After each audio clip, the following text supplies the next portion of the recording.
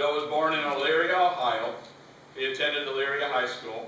In October 1945, Joe was drafted by the U.S. Army Infantry, and due to superior scores on the Army's IQ test, he was immediately reassigned to the Army Air Force. Unfortunately, he contracted spinal meningitis while serving and was honorably discharged in 1947. He started his golf career in 1952 as an assistant golf professional at Sunset Country Club in St. Petersburg, Florida. In 1954, he became the assistant golf professional at Congress Lake Country Club. Then, in 1955, he became the assistant professional at Elyria Country Club. Joe's first head golf professional position was at Oberlin Golf Club, where he was employed from 1959 to 1964. In 1966, he became the head golf professional at Aquamarine Resort, where he remained until 1992. He is presently a PGA of America Life member and a teaching professional at Bobble Lakes Golf Course in Avon, Ohio. In 1989, Joe was honored as the Northern Ohio PGA Golf Merchandiser of the Year in the resort category. He was elected to the PGA of America Half Century Club in 2009 for his 50 years of service and dedication to the association. His community service involvement is extensive. He works with disabled war veterans as well as other disabled individuals. He volunteers his time with the For Hope organization as well as working with stroke victims from the Lorraine Community Hospital. Joe also donates used golf clubs and golf balls to the First Tee organizers of the Northern Ohio. Joe and his wife Joan reside in Avon, Ohio. They have 3 children, Mark, Jonathan, and Joseph Jr. Would you please welcome Joe Kristosik.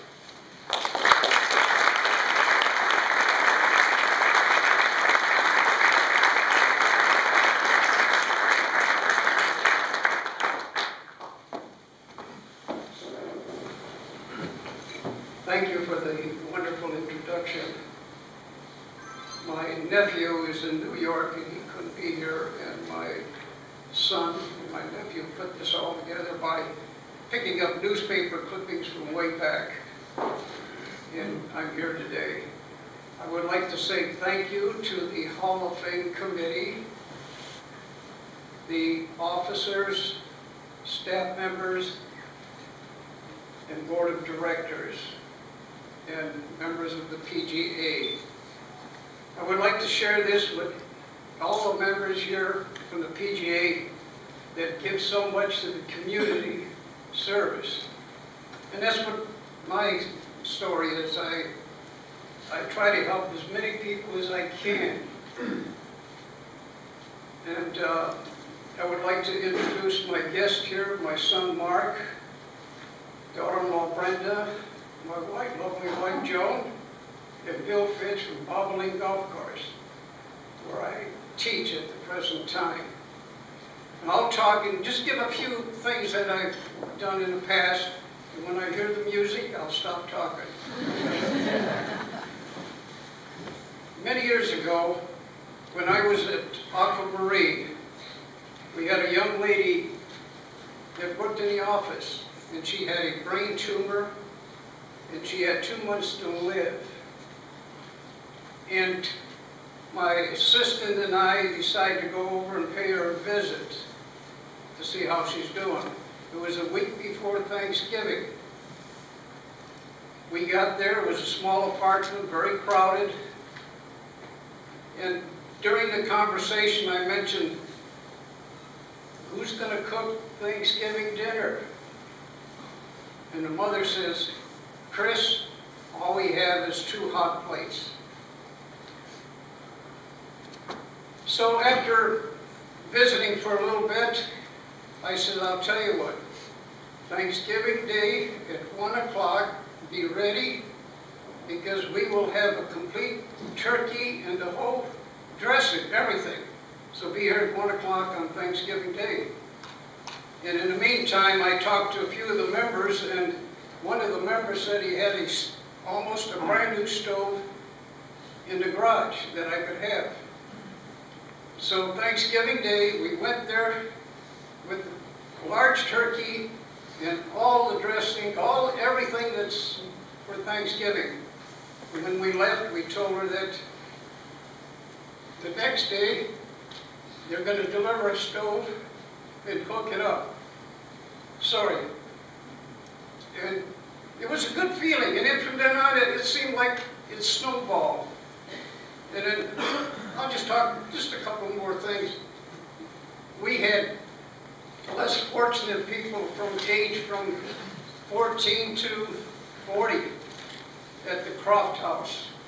For 18 years, we run a hole-in-one contest for the less privileged. They came out to the golf course. In the meantime, I asked every of the members who have large trophies that we could have, that they're just laying around the house. So we got the biggest trophies. We had 18 chairs set out on the driving range, and we had everybody have a seat. I would give a 5-minute lesson in regards to how to handle the club, and we got them started. So they would each hit 3 golf balls, and I was surprised because when the first one hit it 20 feet, everybody stood up and clapped and cheered with a standing ovation. And this went on for 18 students, and we did that for 18 years. Another good feeling. Okay, I've had a few more that I've done all my life. Anybody that wanted the charity deal, we worked it out. The Bob Feller Statue Fund Chronicle contacted me. We run 2 nightlight golf tournaments. All the money proceeds went towards the Bob Feller Statue Fund. Now, the lighter side of it, I hear the music in the background. The lighter side of it, when I was at Oberlin as the head pro there, we had a young boy that always carried a golf club around. And he had a big German police dog. This German police dog followed him everywhere. And you might know him, Bobby Bourne. He was one of my students back at Oberlin. And one day I asked Bob, I said, hey Bob, how about cleaning some clubs for me? We got a lot of members clubs, and could you help me out? He said, sure. Back in the early days, remember when we used to use the buffing machine to clean clubs. And as later years, we had a bucket of water and a wet towel. So I said, Bob, go out and clean some clubs, okay? But we had the most modern technique on cleaning clubs in the country. A few minutes later, I went to check on Bob. He took a golf club out of his bag and wiped it off, threw it in there, took another one, did the same thing. So I went over to him and I said, hey Bob, you're going to run out of spit pretty soon. So I says, why don't you do it the old way? But Bob was very successful. He turned out to be a super pro, and he played the tour. It was great. And one more little story. When I was at Aquamarine, we started our juniors at the age of 6, and which was a lot of fun at age 6.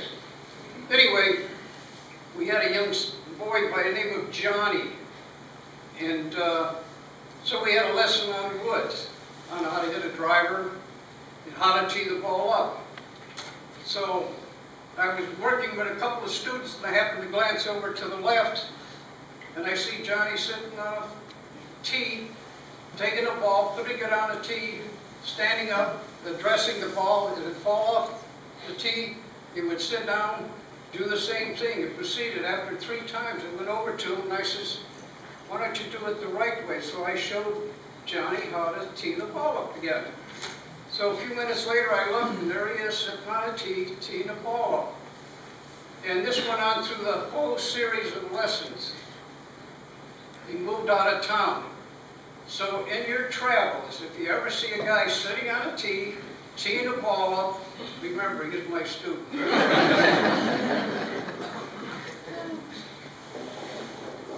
I would like to say that I will close, and I would like to say I'm very privileged to be just a small part of your wonderful organization. the Northern Ohio PGA. And I would like to say to Antonucci, Lynn, David, Eileen, thank you for all your courtesies that you have shown me. And Chad, thanks a lot for introducing me, and God bless everybody.